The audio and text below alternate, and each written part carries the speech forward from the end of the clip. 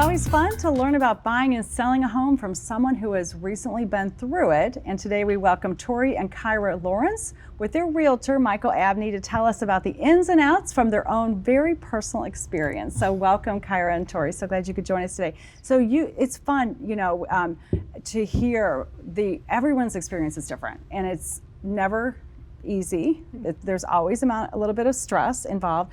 But what was the home? Just a little bit. Not with Michael. Never. Keeps it easy. What was it like for you guys when you decided to buy a home? And were you moving to a new city or?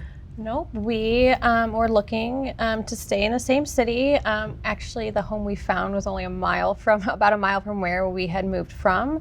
And that happens a lot because you're familiar with the area and comfortable with it. Yeah. And I think when we finally we had talked about wanting to buy a house for a while, but once we just made the decision, like, yes, that's what we were going to do, it moved fast. Like, we started looking at homes on a Sunday. We found the one we wanted to make an offer on that day. That same day. Made an offer. I think it was accepted the next day, and then the whirlwind of the rest of the process kind of started. So it happened fast. Yeah, I will say it happened fast. We found what we were looking for pretty quickly. Yeah. So. Yeah, on day one. So leading up to that first day of going to look for a home, so what led you to the decision to buy a new home? So we were actually getting a new landlord at our apartment. We were renting. Okay. We were getting a new landlord. They were going to do some remodeling and make some upgrades, and so we knew our rent was going to go up. And so we were like, okay, if our rent is going to potentially go up $300-500 a month, that's about probably what a mortgage would be. excuse me, on a monthly basis. And so we're like, okay, what? So I feel like we were kind of at a turning point, like making a decision. And so it just kind of presented itself almost. Yeah, And they I were think like, it kind of pushed it forward. We were thinking about it, but it definitely sort of sped up our timeline. So Yeah. the landlord was the defining yeah. And factor. it was, if we were going to spend that much money a month on rent, we're like, let's buy something, let's build equity in it, let's make it, get more space and try to build a home. Yeah. So were you guys surprised to find a house on day one? Did you think it would take longer? I was, but at the same time, I think I was. I'm the kind of person that's like, I need to see it. I don't always have the ideas of what I want up front, but when I see a space, I'm like, yes. Okay. And that's kind of how it happened. And yeah, I didn't know that would happen so quickly. And you must have been, okay, we're going to ask you this question. so you must have known what they were looking for. Were they pretty good at defining? No, this was the first time we went out. Okay, so you didn't know any specifics about, we need 3 bedrooms and we need it to be I knew that. this or that? I knew that because I've been sending them homes Okay. to look at. So they knew that. So And you I narrowed it down. Ironically, I was shooting a video for my YouTube channel that day about like buying your home for the first time, because that's something that I really love to do. So it's these 5 tips, and one of them, the last one was like, because people ask me all the time, what if I find one on the first day? Am I gonna regret buying that? Because there's some sort of thing that first time home buyer, they got some mental number. They got to look at this many homes before they can decide. Yeah. So was that the case Yes, then? I think we were standing in our current kitchen when we were looking at it that day, and I said to Michael, I was like, is it crazy that this is the one that we want to make an offer on? Like, this was maybe the 3rd home we saw, and I was like, is that irrational to do? So did you all talk about in advance, it's going to take us a month to find a home, then we're going to make an offer? Did you have a perception of time? I didn't.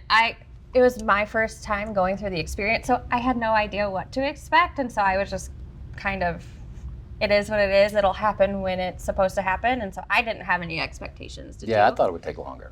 You did. I did. So yeah. were you? So I did expected you, it to be kind of almost a drag in a way. Like, Yeah. we got to go look out, all over. Just look. So were multiple you weekends together when you found that house, or okay? Yeah. And did you feel the same way? Like, this is the Yeah, one? for me it was like I was one of the things I was interested in was something that was, enough for us to make a nice home, but also had some room to be, to build equity, even some sweat equity. Yeah. So some things I could do. So immediately I'm there looking like, this could do some work. We could do this and bathroom, and because and then resell at some point, because we both agree that this isn't our final home. Okay. It's not the final home. So we're going to be looking to upgrade, and this was a perfect beginning. So let me ask you, Tori, when you found that home and you asked Michael, is it okay to my favorite home on day one? Did you have any buyer's remorse? Did you want to still look at properties after that?